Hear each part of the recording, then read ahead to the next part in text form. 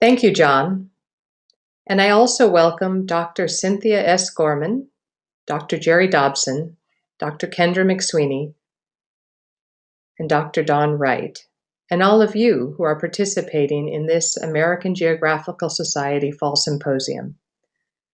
We are pleased that you're joining us for the presentation of 3 American Geographical Society medals and 1 prize. Although we can't be all together on a stage to recognize these incredible individuals, as is our tradition, we are together virtually and from across the country and the world through our technology stage. We are so proud to be able to recognize these 4 scholars. First, the Wrigley Fairchild Prize will be given to recognize impactful scholarship published in the Geographical Review each year.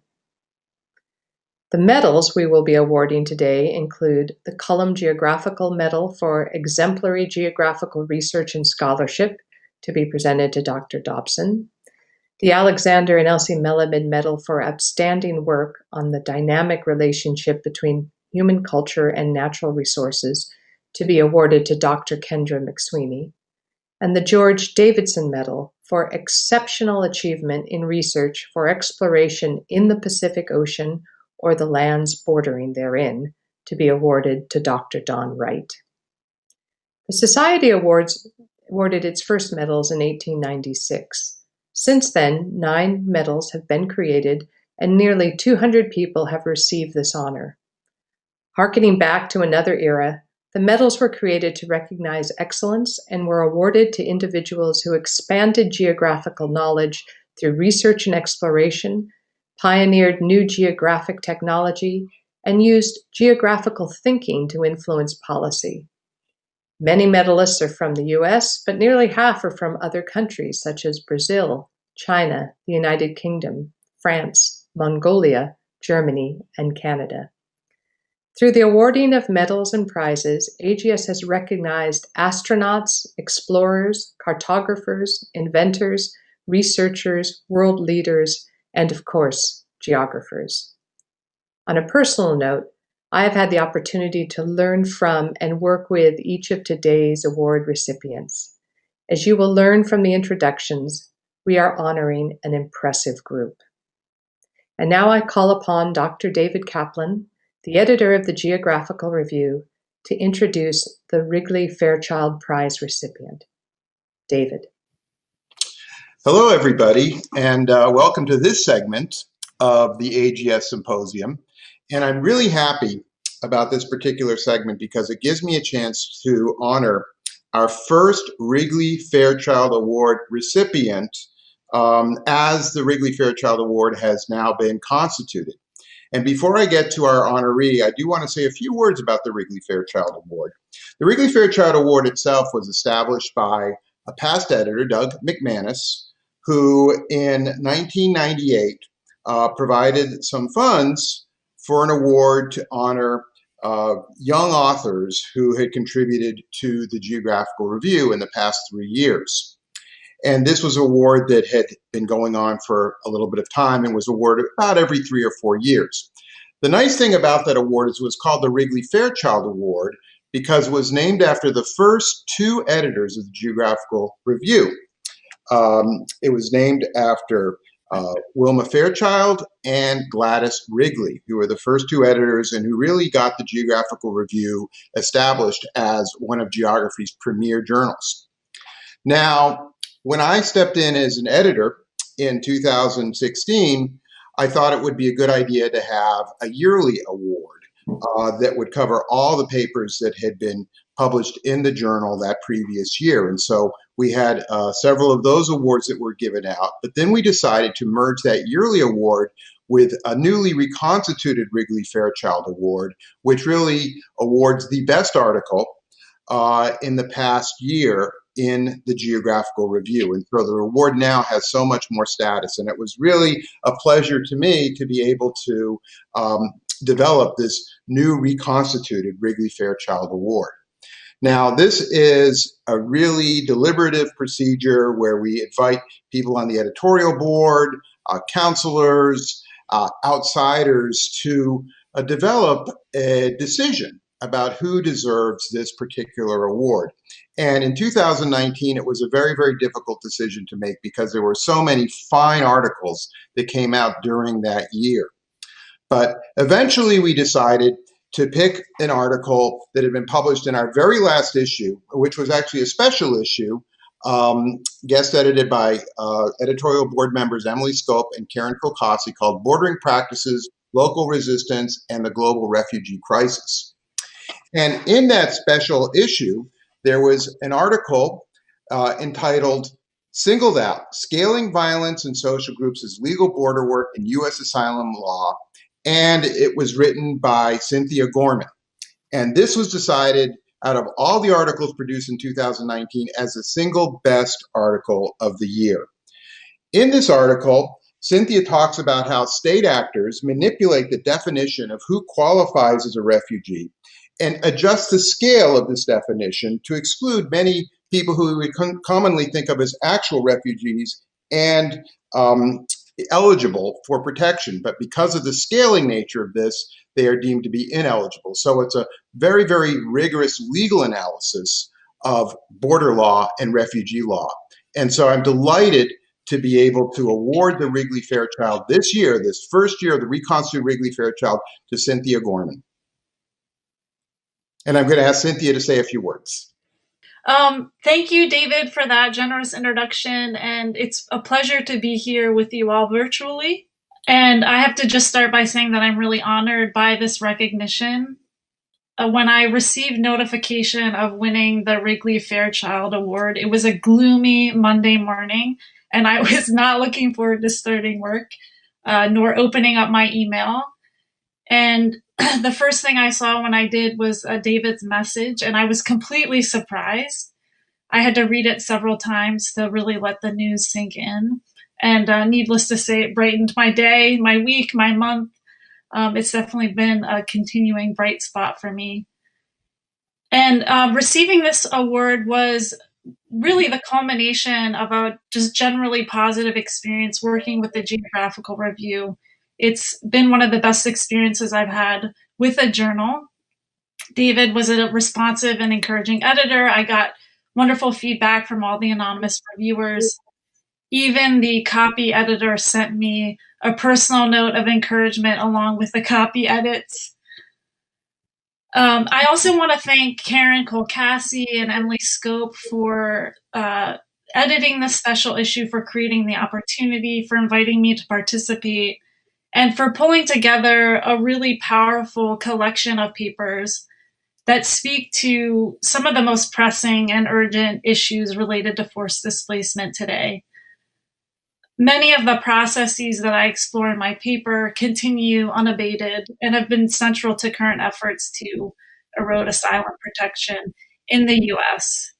So again, I want to thank the Geographical Review, the American Geographical Society, for enabling this opportunity to critically engage with the topic and supporting scholarship that explores the role of geography in promoting well-being for all people. So thank you again, and it's really a pleasure to be recognized by this award.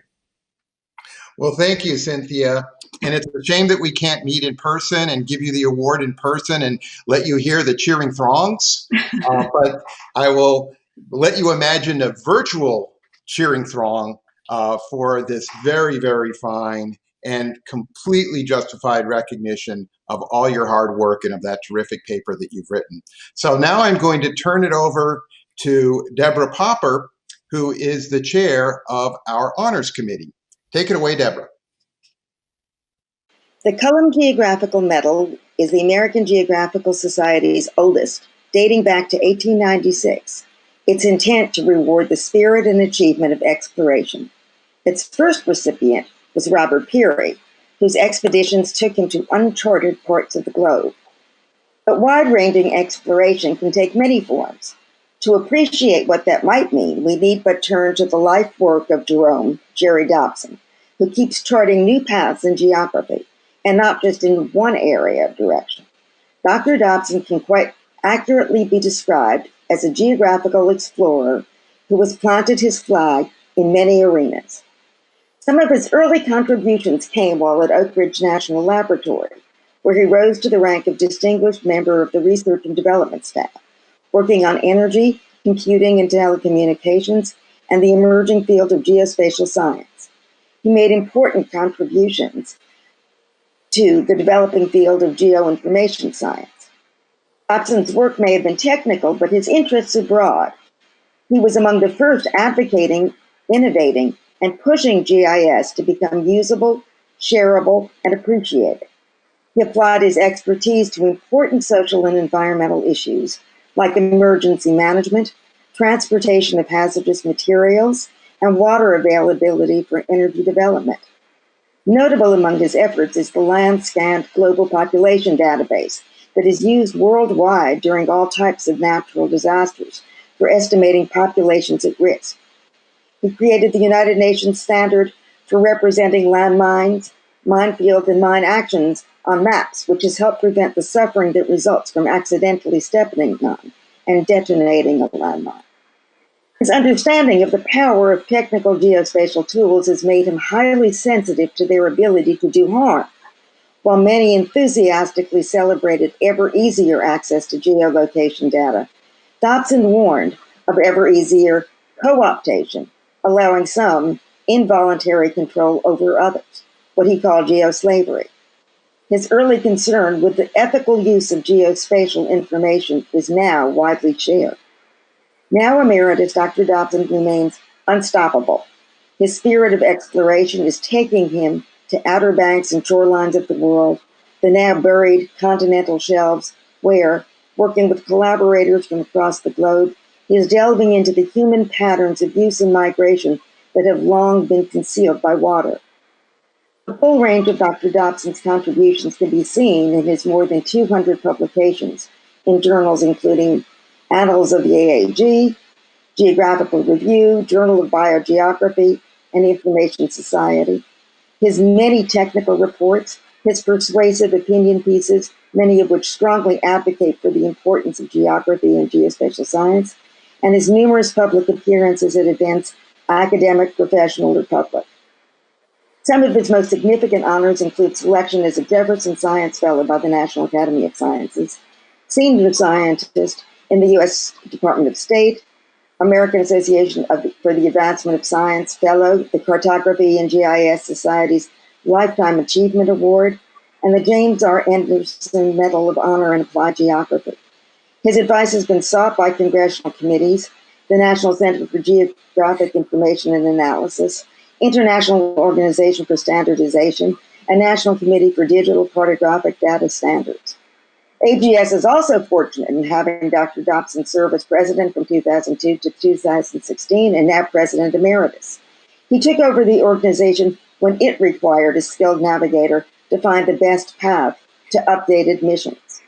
Therefore, for these reasons and more, on behalf of its grateful members, worldwide scholars, and all who recognize the importance of excellence in geographical research and exploration, the American Geographical Society honors Dr. Jerome Dobson by presenting him with the Cullum Geographical Medal on this, the 19th day of November, in the year 2020 in New York City. Congratulations, Dr. Dobson. Please give us some words. Thank you, Deborah. Thank you. Those kind words. Thank you very much. The Cullum Geographical Medal exists in a class of its own. How can I say thank you enough to express my true feelings? How can I assess what this piece of gold means to me or I to it? What can I say today that will serve AGS, geography, and society commensurate with the stature of the medal itself? The first I heard about receiving it was a surprise announcement by Deborah Popper at the end of a virtual council meeting. I was speechless. Later that day, I wrote Lee Schwartz and Jack Dangerman, "The honor is even greater knowing that I share it with you two." Jack Dangerman poignantly replied, "When I received this award, my parents were still alive and they really thought it was special." Together, Lee, Jack, and I are the only 3 people ever to receive both the Cullum Geographical Medal from AGS and the Anderson Medal of Honor from AAG. Sadly, my own parents did not live to see the Cullum, but my wife, sons, brothers, grandchildren, and other family and friends are thrilled. There's a message in the roll call of Cullum medalists. You'll find men and women, rich and poor, explorers and scholars, business and government leaders, physical and human geographers, terrestrial and ocean scientists. Some are household names, others unknown today outside our discipline. The roster is an eclectic blend worthy of our discipline. Its breadth and depth implore the aspiring scholar or practitioner of any discipline. Be a geographer. No apologies, no half measures. Study well, and you can succeed to the utmost, whether you choose academia, business, or government. Ignore the curtain that disciplines often erect between basic and applied science. Reject thematic, spatial, and methodological boundaries that limit other minds. Keep on seeking and searching, especially when you reach the edge of what is known, accepted, and acceptable. In that unknown zone, you will learn that science itself is rife with errors and omissions due to lack of geographic inquiry among those entrusted with its stewardship. Many conventional theories, developed with little thought for geographic relationships, spatial logic, or scientific integration, have stood unchallenged for decades. Any conscientious geographer can find lots of low-hanging fruit. Discoveries will come, but acceptance may take decades, since that depends on the culture of science far more than factual evidence. Only by joining the fray of science theory ourselves, and occasionally drawing blood, will we establish our discipline as a respected force in the upper echelons of science, science policy, and public policy influenced by science. Geographers sometimes feel they were born too late, after everything had already been discovered. Many of us would like to be in terra incognita, adventuring and discovering places never seen before. Instead, we try to learn more about familiar places and the processes occurring in them. That's what I did with lake acidification in the Adirondack Mountains, continental drift and plate tectonics, iodine in human evolution, and aquaterra. Recently, however, it was my immense pleasure to discover digitally an actual place unknown to science, scores of islands that existed 30 to 8,000 years ago, then disappeared with rising oceans. Giorgio Spada, Gaia Galassi, and I named them the Bering Transitory Archipelago and proposed a new stepping stones hypothesis to explain how the first Americans crossed over from Siberia to Alaska. The Cullum Geographical Medal does not lend itself to idle boast. Mention the name of any well-known recipient, and all pretense of modesty is gone, usually followed by the humbling question, so what did you do? I lamely offer a couple of world standards because that's easy to say. The University of Kansas, John Kostelnik and I developed the current world standard for how landmines, minefields, and mine actions are represented on maps. At Oak Ridge National Laboratory, I led the effort with Eddie Bright and Phil Coleman to develop Landscan, the de facto world standard for estimating populations at risk in disasters of all sorts worldwide. If nightly news says, for instance, this hurricane, chemical leak, or war may threaten 30 million people, that's how it's calculated. The number helps responders determine how many blankets, bandages, and doctors to send. Landscan is a key component of epidemiological models, including those for COVID-19. The gift of Cullum is gratitude and humility. Humility may sound odd for such a high praise, but that's what medals do. They cause recipients and others to think deeply about great people and the deeds they do. Inevitably, any self-respecting non-narcissist must ask, do I belong among them? My candid answer is that I do identify with column medalists who fought for ideas, as I did with automated geography, geoslavery, and Aquaterra, or instigated new institutions, as I did with the National Center for Geographic Information Analysis, and helped others do with the University Consortium for Geographic Information Science, and with NOAA's Coastal Change Analysis Program. Or those who debunked errors in conventional wisdom, as Josh Campbell and I did with the flatness of U.S. states in Geographical Review.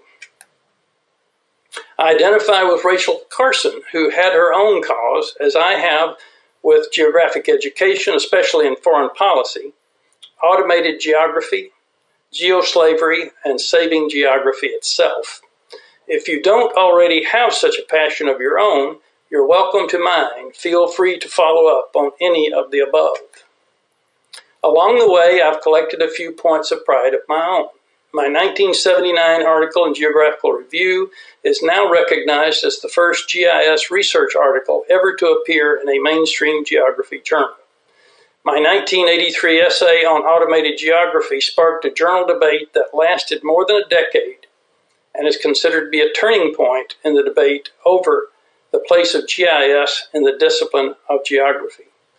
For a quarter century, I stood on middle ground, urging geographers to embrace GIS and the GIS community to embrace geography. I coined the term geoslavery to characterize the greatest societal risk of human tracking. I am lead author on NOAA's Protocols for Large Area Change Analysis, published in 1995 but still cited today. I coined the name Aquaterra to recognize a physical global feature as large as South America. In cycles lasting thousands of years, it shifted from shallow ocean to dry land or coastal wetland as ice sheets waxed and waned over 120,000 years. My brother Jeff Dobson and I wrote 2 novels about it to educate the public in Socratic fashion. Now we've instigated the not-for-profit Aquaterra Exploration Foundation to search for evidence of what it contained. In my whole career, there's no greater satisfaction than this. A few years ago, while visiting Tennessee, a 12-year-old boy from North Carolina said to me, "Did you know scientists say ... and proceeded to summarize what Josh Campbell and I had written in Geographical Review. The boy heard about our research on a science news website for teenagers, but didn't know I was involved in any way. He just thought it was important enough to remember and wanted to share. Likewise, I take tremendous pride in the students I've taught, foremost among them Matt Dunbar, John Kostelnik, and Josh Campbell, on whom the future of geography depends. And my 2 sons, Eric and Craig, who share their geographic inheritance through entrepreneurship and medicine. I end here with sincere thanks to Deborah Popper and the Honors Committee for selecting me. Thank you, AGS Council, for all you do and for approving me. Thank you, John Krnarski, Chris Tucker, Marie Price, John Gould, and all counselors and staff for making AGS the vibrant institution that it is today.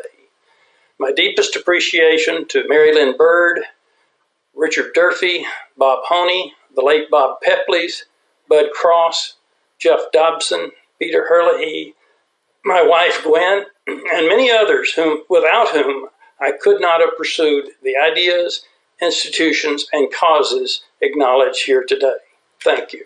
The Alexander and Ilse Melamed Medal is given for outstanding work on the dynamic relationship between human culture and natural resources. It is open to quite a range of issues. Among those that fall within its purview are the seemingly intractable challenges of maintaining indigenous populations in a world driven by global cultures. That is where the 2020 Melamed awardee Kendra McSweeney has put her efforts. For over 25 years, she has worked with indigenous peoples in Latin America. She has examined demographic trends, tropical forest extraction and conservation, and their livelihoods of indigenous peoples. And as drug trafficking has moved into the communities of her area, she has explored the social and ecological impacts of them on indigenous populations. Dr. McSweeney's earliest work was with the Tawaka in Honduras's lowlands.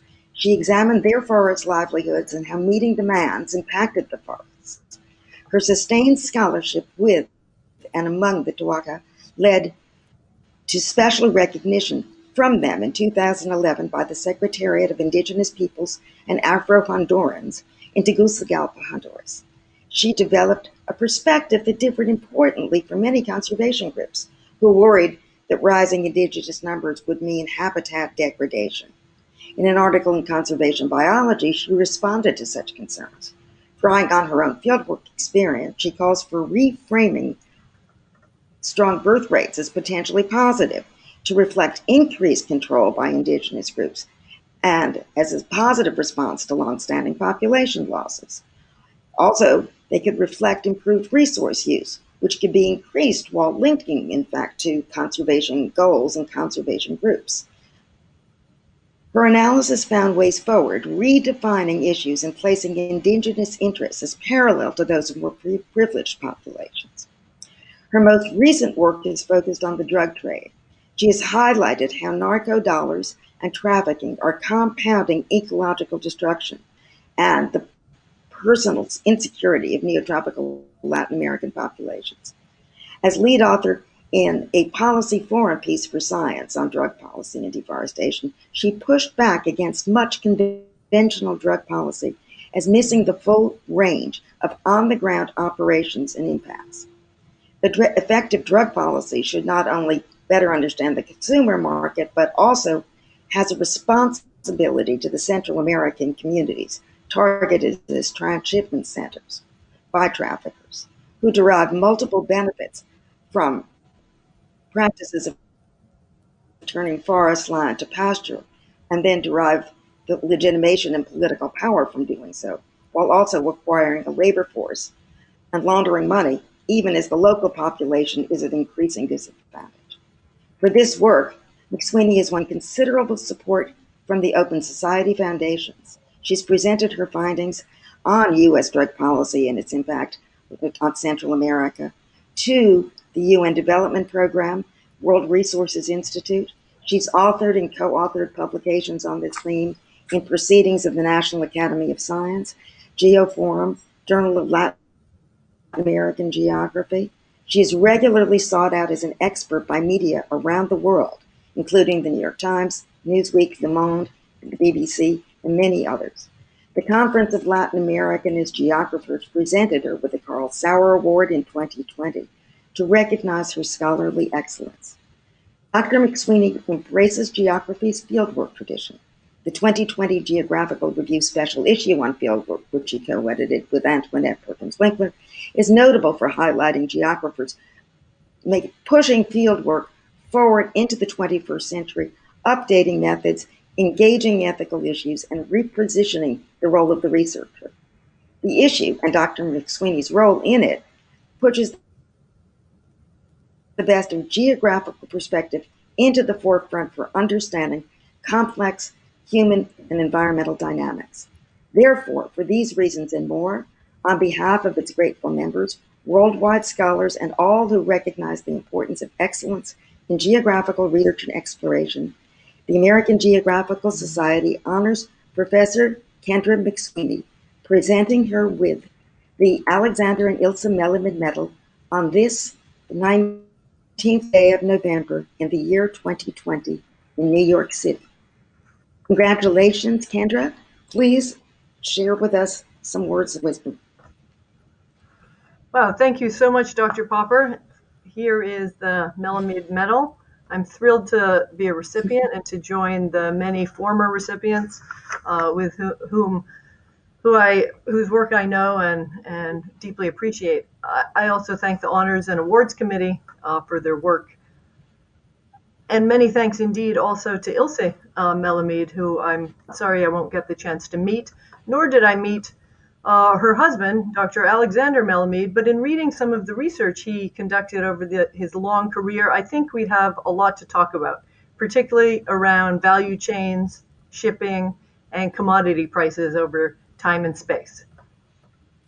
I'm also grateful again to the American Geographical Society. I say again because it was almost exactly 20 years ago when I was a recently minted PhD, but with no job on the horizon, that I received this letter, which I still have, from the American Geographical Society at my Montreal apartment, with news of a fellowship that would help me pay for the kickoff of a new post-dissertation phase of my research in Honduras, one that focused on the ways in which rural communities, like indigenous villages in eastern Honduras, respond to shocks, demographic shocks in the form of epidemics, economic shocks in terms of boom and bust, and climate shocks in terms of hurricanes, and at that time, Hurricane Mitch, and other extreme weather. And what I found during that research, supported by the society, was that contrary to many narratives about rural people's extreme vulnerability to climate change, I found evidence of incredible resilience among people who were at the time among Honduras's poorest. So receiving this society support 2 decades later seems a very fitting cap to the research program that it helped to kick off. But it's bittersweet too, because in the 20 years since I wrote up that 2001 research for Focus magazine, the indigenous communities that I described as resilient have in fact been shattered. Their villages have been emptied, many have died by violence, many more forced to leave their lands for a precarious existence in Tegucigalpa. Now, this situation is most directly the result of the arrival of cocaine traffickers in the mid-2000s, who started moving product between Colombia and Mexico, and who kill for territory and launder their illegal profits by stealing land with impunity and turning forest into cattle pasture. But why did the traffickers move into eastern Honduras in the first place?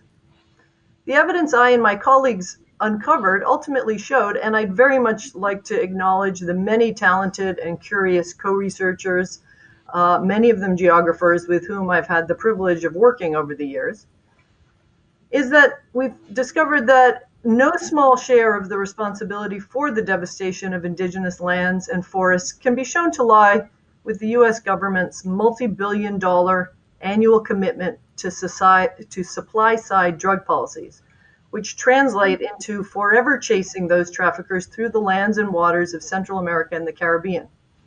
That constant pursuit is what keeps traffickers perpetually agile, always seeking new, more remote places to carry out their business. Now, that extraterritorial drug interdiction mission has had virtually no discernible impact on cocaine supply or prices here in the US. It doesn't make us any safer, but it has had and continues to have an absolutely devastating impact, social, economic, and as we have shown, environmental, on countries to our south. Now, I've been excited and inspired to see that our research on this is informing multilateral and national conversations about ways to transform these supply-side approaches to the drug problem, both at home and overseas, and to tie those reforms to rethinking on the ongoing US military support for corrupt regimes. And these high-level policy conversations, whether they take place in the White House or at UN headquarters, are vital to the fate of Central America's forests. Because one of the things I know, as does anyone who studies the relationships between humans and the natural world, is that we are all tethered together in a complex and dynamic system where significant changes in something as seemingly unrelated as drug laws or foreign appropriations, whether enacted in Washington or Vienna, can reverberate in surprising ways in seemingly faraway, disconnected populations and places. So in the meantime, I'd like to dedicate this medal to the Tawaka of Honduras and the Garifuna, the Lenca, the Pech, the Miskitu, the Mayagna, and innumerable other indigenous groups in Central America whose lives, lands, and livelihoods have been caught in the crosshairs of the war on drugs. This is for them. Thank you. That's terrific. Thank you. Today we award Don Wright the George Davidson Medal for Exceptional Achievement in Research for Exploration in the Pacific Ocean or the lands bordering therein. The medal was established in 1946 to honor Davidson, an American geographer who explored the waters of the western United States, Alaska, and the Pacific. Davidson, whose career spanned the years from 1845 to 1911, was a towering figure. Wright is an especially apt recipient of the medal, named for him, because she in so many ways captures the essence and accomplishments that made him such an icon. Davidson started as a technician and then advanced to track, map, and lead expeditions. As California came into the Union, he was out on the water doing the difficult work of accurately capturing its coastal contours. He continued that work, expanding and extending knowledge of the Pacific coastal waters, and his groundbreaking work kept untold numbers safe as they navigated otherwise unsure territory. He cemented the relationship between government, business, and academic research and founded the University of California, Berkeley's geography program. He was generous with his deep and broad knowledge and a warm and illuminating source of insight for his contemporaries. Journalists turned to him to explain maritime fact and impact. Dr. Wright, like Davidson, started as a technician and then went on to join and then lead expeditions that have mapped unknown territories. Her approximately 20 expeditions have taken her to some of the most remote and most active geological oceanic regions, including the Eastern Pacific Rise, San Juan de Fuca Ridge, Japan Sea, and American Samoan Trench. Her ocean-going efforts have raised our knowledge of the sea floor. Much as she has done on specific ocean sites, however, she has also been a leader in developing techniques and conventions to convey maritime geospatial information. As one of the early researchers working with GIS ocean data, she quickly realized the need to alter cartography conventions more suitable for land or ocean surfaces. In her numerous articles, she explained and promoted the imperative for multidimensional representations of oceans that could capture their diverse dimensions and build a rich information base that tapped and coordinated a full range of sources and types of data, big or small. She argued cogently and passionately, as she is intent on conveying how critical this work is, for the oceans themselves are the key to the planet's past and future, to climate change, geopolitics, biodiversity, racial justice, and our very survival. Wright began her academic career at Oregon State University, where she remains a courtesy professor, joined ESRI as its chief scientist in 2013, with the mandate to ensure that the organization spearheads addressing the Earth's central questions. She has more than lived up to that mandate. In addition to her many expeditions and grants, mainly supported by NSF and NOAA, her efforts appear in her many academic and non-academic writings, participation on editorial and advisory boards.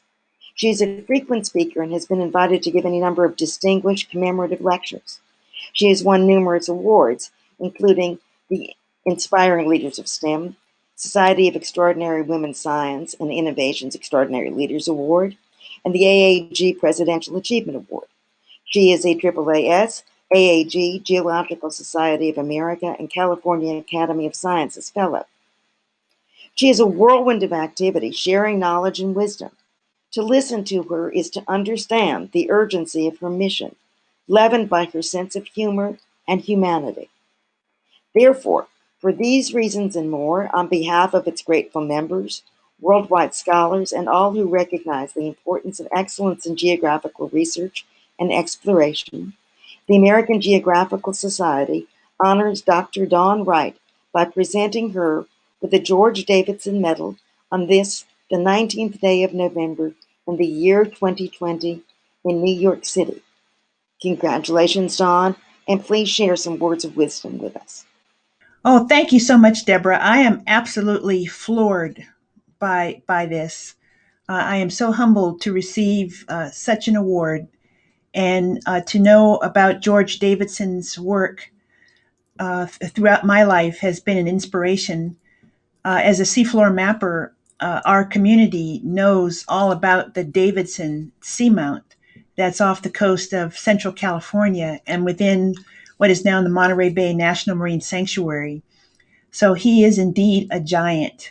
And it is so wonderful that the American Geographical Society has such an award. Thank you for that.